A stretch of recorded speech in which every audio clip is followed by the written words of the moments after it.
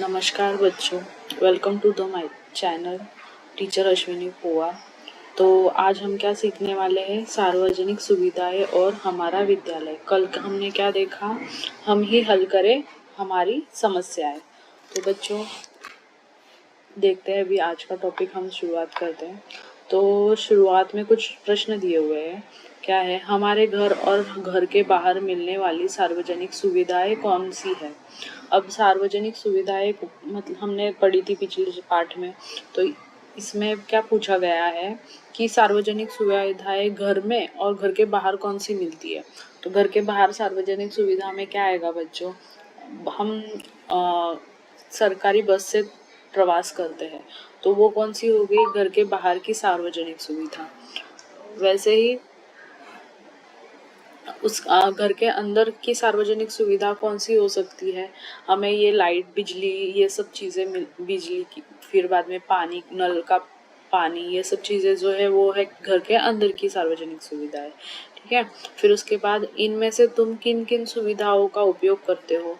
अब इनमें से हम बस का उपयोग करते हैं, फिर पानी का भी करते हैं, बिजली का भी करते हैं। ठीक है, अभी आगे क्या लिखा है देखते हैं। हम सभी लोग सार्वजनिक सुविधाओं का उपयोग करते रहते हैं। इनमें जल पूर्ति, विद्युत आपूर्ति, फिर स्वास्थ्य सेवा, शिक्षा तथा परिवहन कुछ महत्वपूर्ण सार्वजनिक सेवाएं हैं। ये सेवाएं सबके लिए होती है। सार्वजनिक सेवाओं इन्हें देने वाली संस्थाओं तथा हम सबको मिलाकर सार्वजनिक व्यवस्था का निर्माण होता है। हमारा विद्यालय एक सार्वजनिक व्यवस्था का क्या है, अंग है। अब ये कैसे हो सकता है, अभी बच्चों सार्वजनिक व्यवस्था में क्या क्या आता है, ये सब कुछ आता है। जैसे मैंने अभी आपको बोला, जल आपूर्ति, विद्युत आपूर्ति, फिर शिक्षा हम कहाँ लेते हैं, विद्यालय में। और विद्यालय किसके किसके द्वारा चलाया जाता है, सरकार द्वारा चला जाता है, जो कि सबके लिए है। और मुफ्त शिक्षा भी मिलती है हमें। कुछ है जो प्राइवेट स्कूल बने हुए हैं, लेकिन ऐसे भी स्कूल्स है जहाँ पे सार्वजनिक है, मतलब सबके लिए खुले हैं, जहाँ पर कोई भी फीस नहीं ली जाती या फिर कोई पैसा लिया नहीं जाता। तो वो किसके नीचे आता है, वो आता है सार्वजनिक व्यवस्था के नीचे आता है। इस वजह से उसे क्या कहते हैं, सार्वजनिक व्यवस्था का एक अंग कहते हैं। ठीक है बच्चों, फिर आगे विद्यालय में हमारे लिए अनेक सुविधाएं उपलब्ध होती है। इसी प्रकार बाहर सार्वजनिक जीवन में भी हमारे लिए क्या है, सुविधाएं उपलब्ध है। जैसे कि बस, रेल, परिवहन की सार्वजनिक सुविधाएं।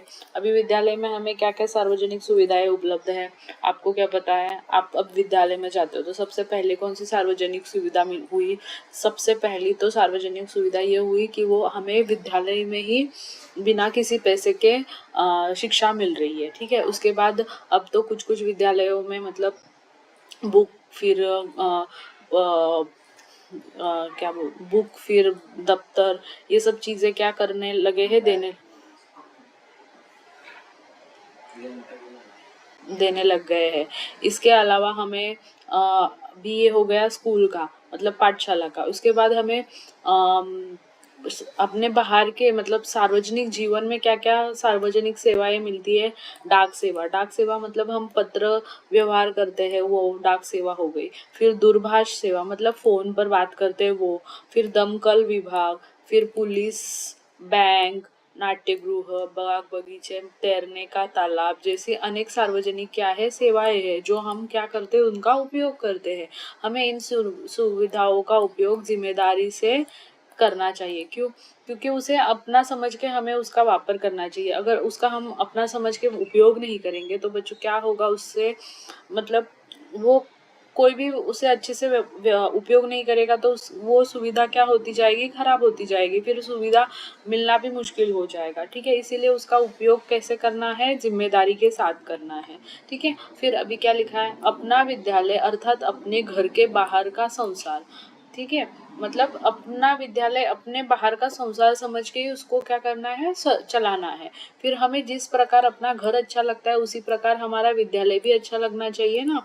क्योंकि घर में हम जैसे स्वच्छता रखते हैं, वैसे ही विद्यालय में भी स्वच्छता रखनी चाहिए, सार्वजनिक जीवन में भी स्वच्छता रखनी चाहिए, जिसके कारण सभी उसी को स्वच्छ रखे। ठीक है, प्रत्येक विद्यालय की एक स्वतंत्र पहचान होती है। अपने मतलब अभी देखो, आप जिस विद्यालय में जा रहे हो उस विद्यालय की स्वतंत्र पहचान होगी, उसका नाम तो मतलब सार्वजनिक विद्यालय का नाम तो सभी जगह एक ही होता है, लेकिन उसका पता फिर उसकी अलग पहचान होगी, वो विद्यालय कुछ अलग चीजें करता होगा, ठीक है, वैसे होता है। अभी ठीक है, अभी देखो आगे क्या लिखा है, विद्यालय सबके लिए होता है, विद्यालय जाकर प्रत्येक लड़का लड़की को क्या होता है, पढ़ने का अधिकार होता है, और वैसे ही शिक्षा का अधिकार होता है।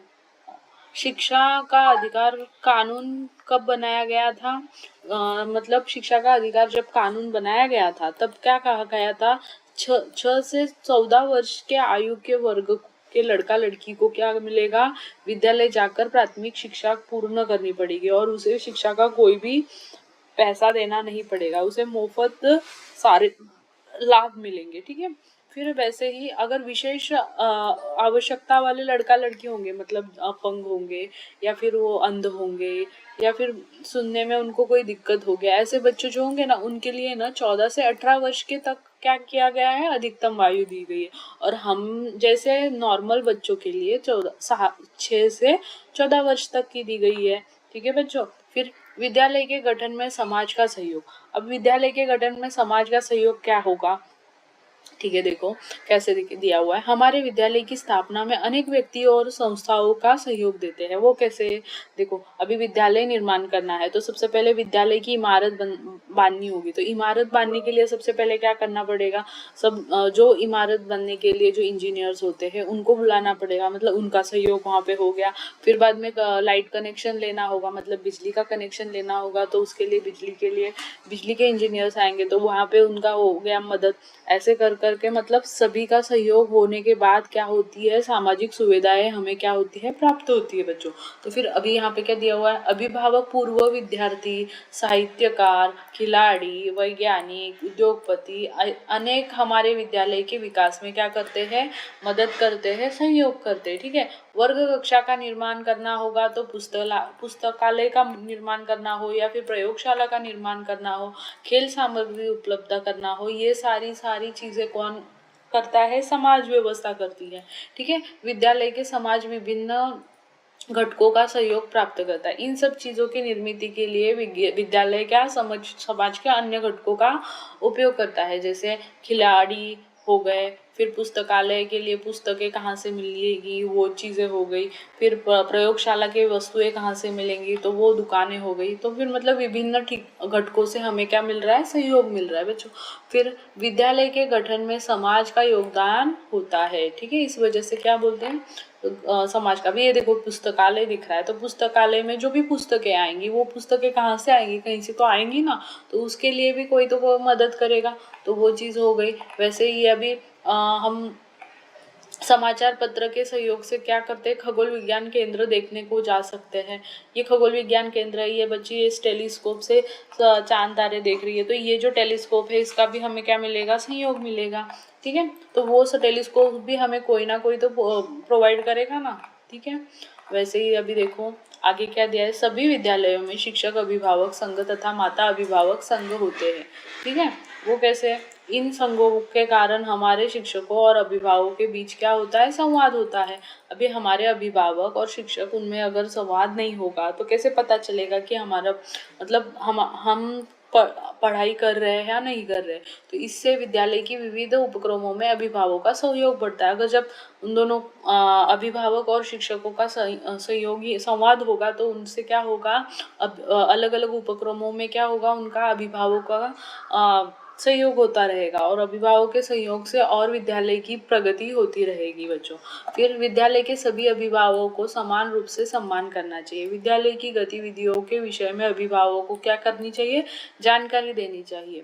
शिक्षक और अभिभावक दोनों सहायता हम शिक्षा प्राप्त कर सकते हैं, उनके बीच आदान प्रदान होना चाहिए, और तब ये हमारे लिए क्या होगा, लाभदायी होगा। वो कैसे, अगर जब शिक्षक और अभिभावकों के बीच में संवाद ही नहीं होगा तो फिर कैसे पता चलेगा कि बच्चा क्या कर रहा है और बच्चे को क्या करने की ज़रूरत है, मतलब कहाँ कम बढ़ रहा है, तो वहाँ पे उन्हें मतलब अभिभावक को बताकर उस बच्चे की प्रगति के लिए उस टॉपिक को लेकर क्या करना चाहिए, समझाना चाहिए और आगे घर पर भी उस चीज़ के लिए उसको पढ़ाना चाहिए। इससे वो अभिभावक के मदद से शिक्षक बच्चों को क्या करेगा और अच्छे से पढ़ा पाएगा। इसीलिए शिक्षक और अभिभावक के बीच में भी संवाद होना बहुत ज़रूरी है। ठीक है बच्चों, फिर अभी आगे देखो और भी चित्र दिए हुए हैं। अभिभावक का स्वागत करते हुए विद्यार्थी, फिर विद्यार्थियों को संगीत सिखाता हुआ अभिभावक, विद्यार्थियों को कवायद सिखाती हुई अभिभावक, मतलब बच्चों स्कूल में भी अभिभावक को मतलब बुलाना चाहिए और ताकि उनसे क्या मिले हमें, और भी एक दूसरे से संवाद करने का और एक दूसरे के साथ मतलब अलग अलग चीज़ें जानने का क्या मिलता रहे, अनुभव मिलता रहे। इस वजह से क्या है, अभिभावक और शिक्षक में संवाद क्या होना चाहिए, बढ़ना चाहिए। ठीक है बच्चों, इसी के साथ अभी ये हमारा चैप्टर तो यहाँ पे ख़त्म हो रहा है।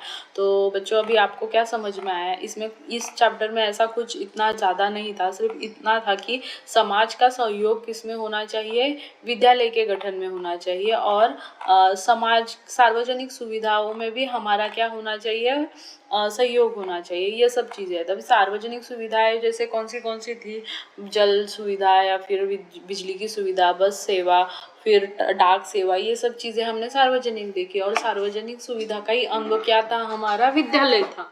तो यही चीज़ें हमने आज के इस पाठ में देखी। तो इसी के साथ आज का पाठ हम यहीं पे ख़त्म करते हैं।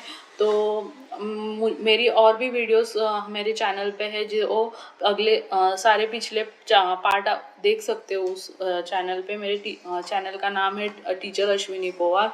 सो अगर आपको मेरा सेशन पसंद आया होगा तो लाइक, शेयर, सब्सक्राइब और प्रेस द बेल आइकॉन। और इसी के साथ फिर मिलते हैं। Thanks for watching.